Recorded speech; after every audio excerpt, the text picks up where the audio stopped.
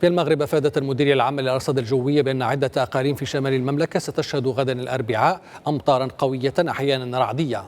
أوضحت المديرية في نشرة إنذارية من مستوى يقظة برتقالي أن هذه الأمطار التي تتراوح مقاييسها ما بين 25 و 40 ملم ستهم من 5 صباحا إلى غاية 11 صباحا عمالات وأقاليم طنجة، أصيلة، فحص أنجرة، العرايش والمرتفعات التابعة لإقليم تطوان.